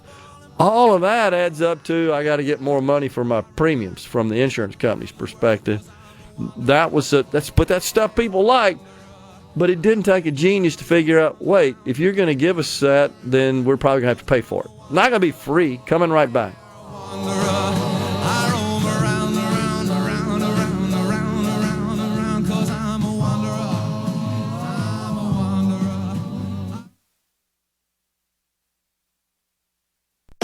Now, Middays with Gerard Gibert on SuperTalk Mississippi. We found out, yes we did. We found out, now we know. We found out that Grandma plays the numbers. We found out, yes we did. We found out she couldn't keep it hid. We found out, now we know that Grandma plays the numbers. Thinks about him every day, dreams about him every night. Well, on the C Spire text line, big fan here. Keep up the good tune. Tell the folks if they just joined us the genre of the tune you're playing today. Yeah, this is what I call Fallout music. It's Fallout Friday. Ben from Madison put in the request early on in the show, and I don't have quite enough Fallout music to fill a whole show, but I've been sprinkling them throughout, and I didn't even know this was in Fallout. I found it. It's Grandma Plays the Numbers by Wynonie Harris, released in 1945. Ben, you've unleashed a monster on us there, buddy. Oh, my gosh. Let's see what else we got here on the Element Wealth studio. Oh, pardon me, the C Spire text line. We're in the Element Wealth studio. Mo says, Gerard, have you seen David Ellison is threatening to leave California if the merger with Time Warner is not approved? I have, Mose. He, of course, the CEO of Paramount, and they're trying to get this merger through, and it is running into some opposition. It's unthinkable, isn't it, Mose, that this legacy company that's kind of synonymous with the filmmaking industry in Southern California would depart the Golden State for greener pastures? It's because they're stupid and they've just made it impossible to run a dang business there. It's unbelievable how they are, as the metaphor explains, biting the hand that feeds them. Now, it would be complicated, but the consequences to Hollywood would be enormous if that happened. Incredible. Totally. Let's see what else we got. Thomas in Greenwood said, well, if we ended Medicaid and Medicare, we're talking about health care today, that would lower the cost of health care. Wrong, Thomas. Quite the opposite. And here's why. Because as long as the EMTALA law, which was signed into law enacted by Ronald Reagan in the 80s, as long as that stands, and that's essentially a law that requires emergency rooms to treat all that visit the emergency room, enter the emergency, or admitted there. So if they come in and they're sick, the Emergency Medical Treatment and Labor Act, EMTALA as it is known, acronym, enacted in 1986, if that hospital is in the Medicare business, then they're going to treat them for free. Now, if you ended Medicare, by the way, there's 75 million people on Medicare in the country, and about the same number on Medicaid. Now, during the COVID era, when there was a rule, remember that, Ryan? It was called continuous enrollment. Basically, what it says is, hey, states, you can't kick anybody off the Medicaid rolls, even if they're no longer eligible. And by the way, since that may increase your costs, we're going to give you some more money. 6.5%, as I recall, bump in everybody's Medicaid funding from the federal government. Everybody's in all 50 states. And so the rolls exploded to about 92, 93 million people in this country on Medicaid. So that has been reduced and retreated back to that 70, 72 million level. But this EMTALA law passed in 1986, it compels all emergency rooms, all hospitals that operate emergency rooms or even standalone emergency rooms that participate in Medicare, which is virtually all of them, to treat anybody that walks in, whether they can pay or not, whether they're a legal citizen or not. They're going to get stabilized, is what the law says. And there's no doubt that costs money. So if we ended Medicare and we ended Medicaid, sure, we'd have a lot of people without coverage. And if there's some way that any looking for treatment, requesting treatment, seeking of treatment could be denied, yeah, I agree that would lower costs. They'd only be required to treat people who can pay. But we'd have a lot of people that would suffer and die as well. And we're not going to do that in this country. I don't like it, but that's just not, I think, the way our society is designed to work. What we need to figure out is how do we get some sort of health coverage to those 30 million or so that still don't have coverage, that could land in an ER, again, looking for medical treatment, but can't pay for it. I've always thought that the private sector should take a greater role in addressing that issue.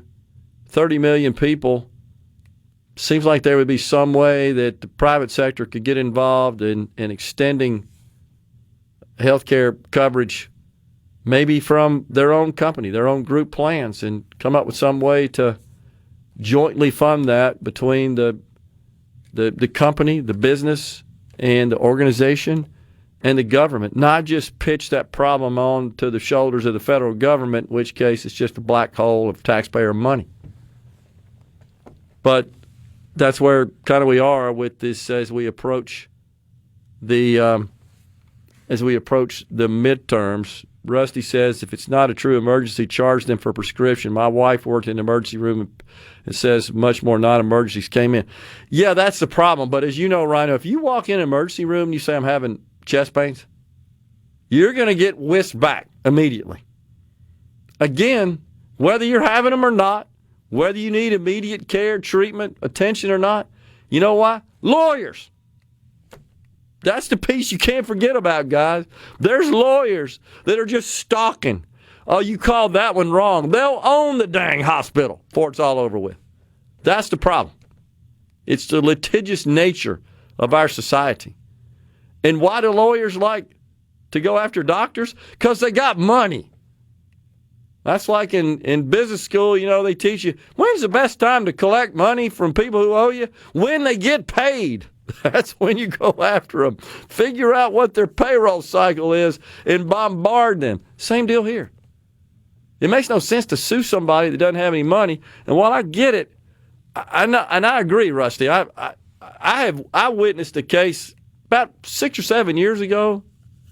I don't think my wife would mind me sharing this. Was experiencing kidney stones. Painful, as you know. But if it happens at 11 o'clock at night, you pretty much got to go to an ER, and that's exactly what happened on a weeknight. And I, of course, drove her to the ER. And, you sign up, you tell them you're not considered to be in an urgent situation where we got to get you in right now. I mean, it's not life-threatening, but it is painful. There ain't no doubt when those things are moving through your system. And I remember overhearing a couple of college students attending a local university, a couple of seats over, and they were plotting on how they could get a doctor's excuse. I'm not kidding here. So they could be excused from taking a test the next day. There's two of them, and they were plotting. That's just an example of how people just clog up. Now, I don't think that's happening every single day. It may be happening more than I would imagine. But I hear you, Rusty. I get it. The only point I'm making is whether you got money or not, you're going to get treated. And the cost of that falls on the shoulders of those of us who have private insurance and taxpayers, because there are some monies that are distributed to hospitals for taking care of the uninsured. Doesn't cover it 100%, but it's the only industry that I'm aware of where the government dictates you must provide your service knowing that the customer, in this case a patient, is not going to pay you for it. You go into any other business and say, hey, look, I want something. Doesn't matter what it is. By the way, I'm not going to pay you for it. Get the heck out of here. We need paying customers, not in healthcare. Come on in. You're going to get the same treatment as the paying patient customer does. We're coming right back in the Element Well studio. Women can broadcast the bed from Simmons, 'cause Frank would know anything goes. And now, the talk that keeps Mississippi talking. Now, on to the real part. Dynamite! On Super Talk Mississippi. Hey, everybody, did the news get around about a guy named Butcher Pete? Old Pete just flew into this town and he's chopping up all the women's meat. He's hacking and whacking and smacking. He's hacking and whacking and smacking. He's hacking and whacking and smacking. He just hack, whack, chopping that meat. Butcher Pete's got a long, sharp knife. He starts chopping and don't know when to stop. All you fellas better watch your wives, 'cause Pete don't care whose meat he chops. He's hacking and whacking and smacking. He's hacking and whacking and smacking. He's hacking and whacking and smacking. Hack, whack, chopping that meat. Well, I had no idea so many tunes were made where the subject was nuclear fission. Oh, man, that's incredible. It was Roy Brown and his Mighty Mighty Men. Yeah, God. Released in 1950 on a 78 RPM shellac. That's unbelievable. I can't find it now, but someone did point out that, it's James from Petal. Honestly, how healthcare providers bill and what they bill should be examined. Yeah, it's super complicated because there are multiple payers involved in many medical encounters, and certainly when you've got third payers involved, that big time exacerbates the calculation. By the way, I changed my shirts. If anybody's watching, I got a new Journey T-shirt on today. I'm liking that too, man. Colors are great. So, no doubt. And James says, also I know there's some cases of insurance companies denying coverage because the care isn't needed. The individuals doing so aren't knowledgeable in that field of expertise. Yeah, but keep in mind, James, that many of them have, this, Rhino, they've beefed up their staffs of medical doctors. And while I know a lot of people get mad about denying coverage, in fact, we got news on Luigi Mangione today. That's relevant because the individual who apparently was mad about the way United Healthcare covered his back problems and treatment thereof, and so he decided just to assassinate in broad daylight, cold blood, the CEO of the company. Oh, Luigi did. He has pleaded guilty, by the way. He also explained a couple of hours ago, I don't know if you saw this, all the details concerning his action of assassination. And he pointed out something, Rhino, that I've pointed out as kind of a hole blown in the gun control nuts, which is he produced that weapon using a 3D printer and killed somebody with it. So it's not like it produced a firearm that couldn't function as a firearm. He was able to kill somebody. Why is that important? There was no purchase of a firearm. There's no application, no permitting. And you know that's going to get even easier. Literally, one day you'll be able to do this in your house. And all these calls for all the various checks and just lots of requirements and controls and box checking is out the window when you can produce it in your house. And it's not even like that's a new concept. Right, exactly. Like before 3D printing, you got a piece of wood and a properly sized metal pipe and a 12-gauge slug and a nail, and you had a shotgun. I mean, look at how the former Prime Minister of Japan was assassinated. That was a homemade firearm. Yeah. But you know what I'm saying here. So it's a futile attempt to regulate firearms when you could do it because that's done during the transaction between the buyer and the seller of the firearm. But that's out the window when there is no transaction. You know, they get mad about, well, they go to these gun shows and they buy weapons and we got to have all these controls and stuff like that. Like, what the hell does that mean if you can do it out of your house? Which is essentially, and this guy committed one of the most high-profile murders in the history of our country. And I think it was so stark because it's on video, it's on film, and it's just a guy walking down the street and just in cold blood, like from behind, shoots him, executes him. So, and the other, James, I get it. The denying of coverage, which is what happened here in this Mangione case, and I know that aggravates people. I've been through that as well. But I will point this out. They are required by law to pay out 85% of what they take in. So if they don't, they have to send rebates out. That also a rule enacted in Obamacare in 2010. And since then, last I checked, Rhino, it's about $15 billion has been repaid. Now, there are lots of people that have insurance, and you may get a check, and it's $100, right? It's not a lot when that's spread out. But that's what the law says. And so, and that was designed to protect against denials, frivolous denials, or situations where they just thought the insurance company was treating their customer, their subscriber that had policyholder unfairly. But they are required to pay out 85% of what they take in. Now, who they pay and who they don't, that's certainly up for debate. But at the end of the day, it's got to be 85%. That's in the law. It's one of the reasons they don't make any money, because 85% of what they take in right off the bat goes out the door.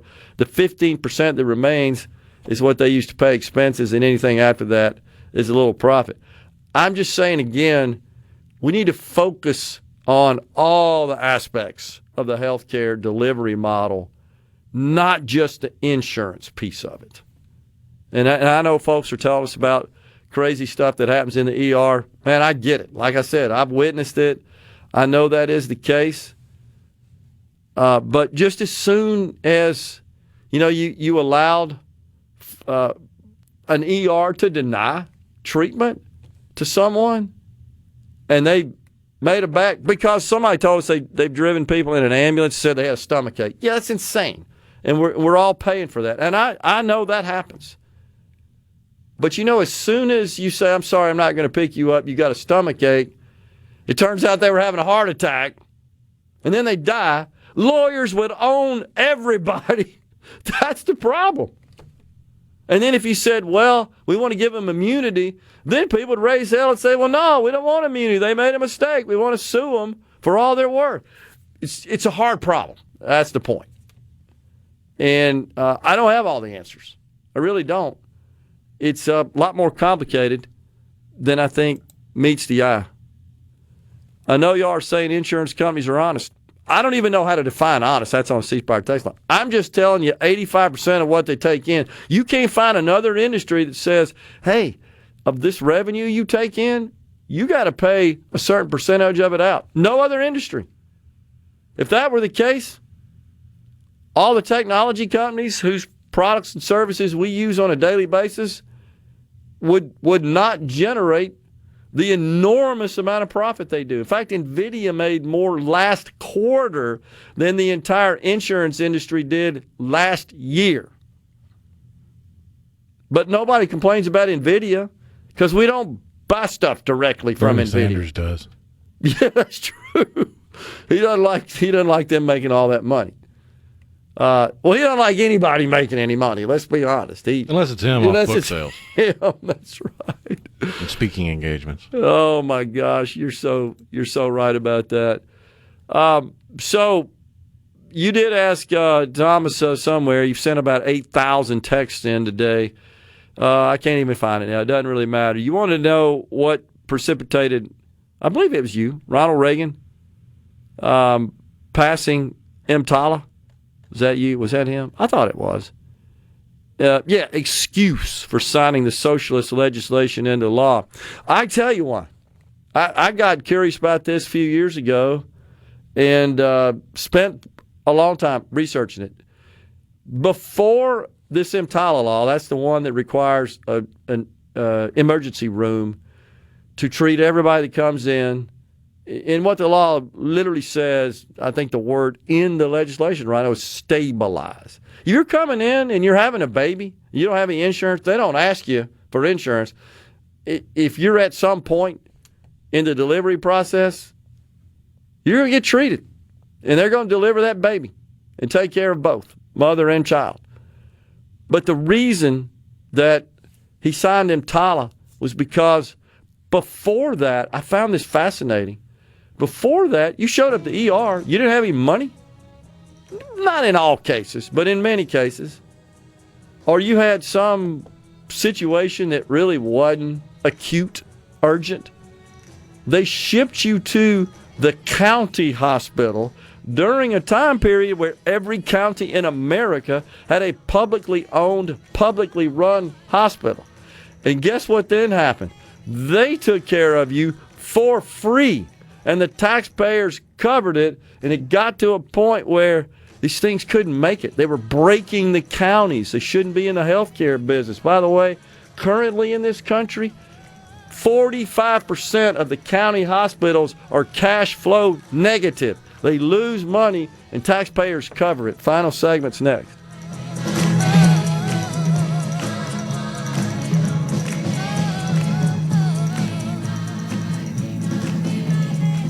For all your... You know what that means. Middays with Gerard Gibert. We'll do it live.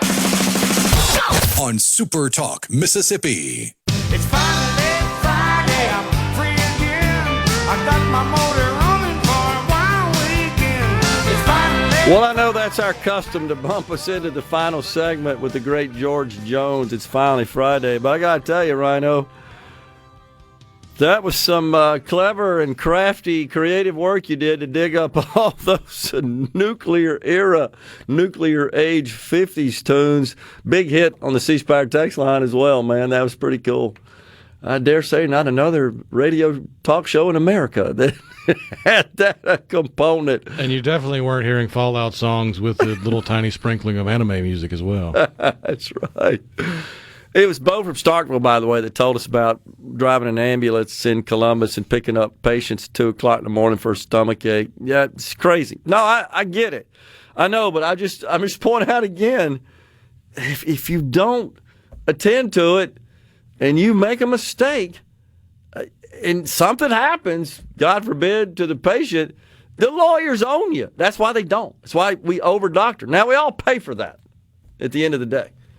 And I don't know how to fix that, honestly. Some smart people need to get in a room and figure it out. Let's see. Also, Scott in Raleigh says, one hospital that I worked as a nurse in the emergency department would triage patients based on their level of acuity. If they were deemed non-emergent, they would be asked to pay their copay. The copay for Medicare and Medicaid is about $4. Some people would throw an absolute fit. I hear you. I get it. I know.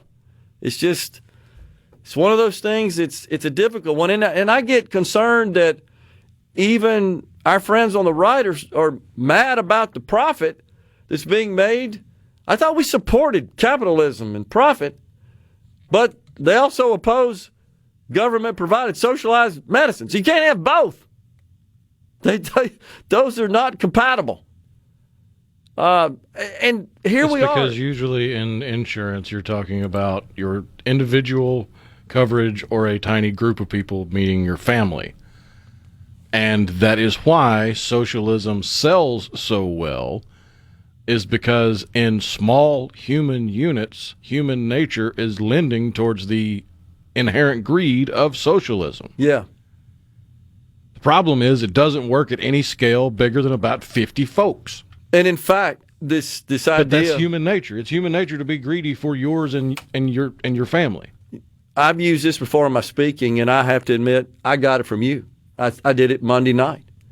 Guys, there's a distinction between health care coverage, insurance, and health care. Oh, yeah, we can give everybody insurance. The problem is if we converted to this Medicare for All model that is used in Canada and the UK and most of Europe and the rest of the Western world, as the Democrats like to tell us about, admonish us on it all the time, you just die is what happens. And I'm not exaggerating. You and I both have shared stories that we just are astonished of things that have happened. The latest one I think you shared with us, someone fell over in England and waited 2 weeks and ended up dying. That won't happen in this country. Won't happen. Oh, but had health care coverage, right? Played into the NHI, whatever the heck it is. So, yeah. By the way, financing, did a little research on that, a Medicare for All program. How about this, guys? A 32% payroll tax split between employer and employee. Now, granted, you wouldn't be paying private premiums anymore. You'd substitute Medicare for All. But here's a piece that the Democrats won't tell you about this Medicare for All.